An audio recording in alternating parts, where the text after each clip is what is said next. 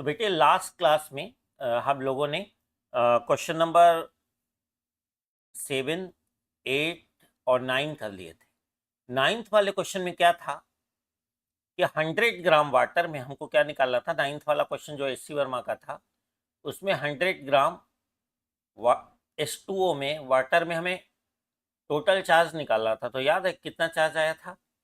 5.36 10 की पावर। पहले इलेक्ट्रॉन निकालने थे कितने थे और उन इलेक्ट्रॉन पे कितना चार्ज था, तो 5.36 10 की पावर 6 कूलम चार्ज आया था, निगेटिव आया था। बात समझे? अब क्वेश्चन नंबर 10 में क्या कहते हैं कि suppose all the electrons of 100 gram water are lumped together. Lumped का मतलब एक साथ इकट्ठे कर दिए गए हैं इलेक्ट्रॉन्स। ठीक है, 100 ग्राम में जितने सारे इलेक्ट्रॉन थे उनको एक तरफ इकट्ठा कर दिया to form a negatively charge particle बना दिया गया। जैसे सपोज करो इधर ये पूरा -q बन गया है ना, सारे इलेक्ट्रॉन्स इसमें इकट्ठे कर दिए गए। एंड ऑल द न्यूक्लियाई, आपको पता है किसी न्यूट्रल एटम में जितने इलेक्ट्रॉन होते हैं उतने ही प्रोटॉन होते हैं।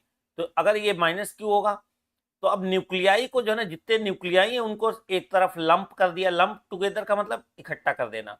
तो एक तरफ ये सारे पॉजिटिव चार्ज इकट्ठा कर दिया गया, मतलब सारे न्यूक्लियाई। तो जितने इलेक्ट्रॉन के ऊपर चार्ज टोटल होगा उतना ही न्यूक्लियाई के ऊपर, प्रोटॉन्स के ऊपर उतना ही चार्ज होगा। ठीक है बेटा। If these two particles are placed 10 centimetre, 10 centimetre का मतलब क्या हुआ? डिस्टेंस 10 सेंटीमीटर का मतलब हो गया 100 से डिवाइड करोगे 0.1 मीटर हो जाएगा। ठीक है, और एक दूसरे से कितनी डिस्टेंस पे? इतनी डिस्टेंस पे रख दिए गए। Come find the force of attraction between them, दोनों के बीच फोर्स ऑफ अट्रैक्शन चाहिए। फिर आपको इसको अपने वेट के साथ क्या करना है, कंपेयर भी करना है। तो क्या है कि Q1 माइनस 5.36 10 की पावर 6 ले लिया नेगेटिव, है ना, ये जो -q, और दूसरी तरफ जो +q था उसको Q2 कह दिया मान लो। और ये कितना है आपका 5.36 10 की पावर 6 कूलम। मैंने थोड़ा ज्यादा एक्यूरेटली निकाला था इसलिए आंसर मेरा -5.36 आया है। उसमें क्या है कि थोड़ा राउंडिंग ऑफ करने के कारण 5.35 लिखा हुआ मिलेगा एस सी वर्मा में आपको। तो डिस्टेंस कितनी है? r equal to 0.1 metre. एक के ऊपर निगेटिव चार्ज है, दूसरा क्या है, पॉजिटिव चार्ज है, तो एक दूसरे को अट्रैक्ट करेंगे। फार्मूला क्या होता है इलेक्ट्रोस्टैटिक फोर्स का? 1/4πε0 इंटू Q1 Q2 अपान क्या होगा r²। इसकी वैल्यू 9 10 की पावर 9 डाल दी। Q1 की वैल्यू आपने देखा 5.36 10 की पावर 6। आप कहोगे माइनस क्यों नहीं डाली? बेटा फोर्स एक वेक्टर क्वांटिटी है। कैसी क्वांटिटी है? वेक्टर क्वांटिटी है, और किसी भी वेक्टर क्वांटिटी का मैग्नीट्यूड कभी भी निगेटिव नहीं हो सकता है। जैसे कभी वेक्टर ए दे रखा हो तो इस वेक्टर का ए का जो मैग्नीट्यूड होगा वो हमेशा 0 के इक्वल या ग्रेटर होगा। किसी भी वेक्टर का कसम खा लीजिए, किसी भी वेक्टर का मैग्नीट्यूड पॉजिटिव ही होगा, ज्यादा ज्यादा 0 हो सकता है, निगेटिव नहीं होगा।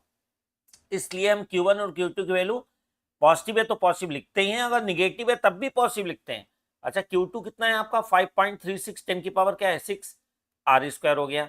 ये सारी वैल्यू डाली हमने, और 10 की पावर 6 10 की पावर 6 10 की पावर 9 ये सारी वैल्यू लिख दी। 10 की पावर ये -0.1 का स्क्वायर क्या है? 0.1 का मतलब 10 की पावर -1 का स्क्वायर करोगे 10 की पावर -2 होगा। 10 की पावर ये -2 ये भी ऊपर जाएगा तो क्या होगा 10 की पावर +2 हो जाएगा। तो कितना हो गया? इसकी मल्टीप्लाई कर डाली 258.5664 है, और 10 की पावर देखो 9 6 15 6 21 और 2 23 हो गया। अच्छा, तो ये डेसिमल को जब हम दो प्लेस लेफ्ट में ले जाएंगे तो क्या होगा 10 की पावर 2 अलग से निकलेगा प्लस का 2, और 10 की पावर 23 मिलके कितना हो जाएगा 10 की पावर 25 आ जाएगा। इसको राउंड ऑफ करोगे तो 2.58 10 की पावर 25 न्यूटन। ठीक है कि नहीं? अच्छा, अब एक चीज और है कि इन्होंने ये भी कहा है कि अपने वेट के साथ कंपेयर करिए। देखिए आप compare it with your weight, तो वेट कितना है आपका mg है, और मास कितना मान लो, सपोज करो 50 kg ले लो, g की वैल्यू 10 ले लो। For the sake of simplicity हम 9.8 की जगह 10 लेते हैं। तो 50 10 की 5 इंटू 10 की पावर क्या होगा 2, एक जीरो यहाँ एक जीरो यहाँ, तो 10 की पावर 2 हो गया बेटा। अच्छा, इलेक्ट्रोस्टैटिक फोर्स और वेट का क्या रेशियो होगा? 2.58 10 की पावर 25 तो निकाला ही था। वेट कितना भी निकाला 5 10 की पावर 2, 5 से इसको डिवाइड किया 0.516 आया। और 10 की पावर 25 को हम 10 की पावर 2 से डिवाइड करेंगे, 10 की पावर कितना हो गया, 23 हो गया। डेसिमल को इधर एडजस्ट करोगे तो क्या होगा, 5.16 10 की पावर 22 आ गया।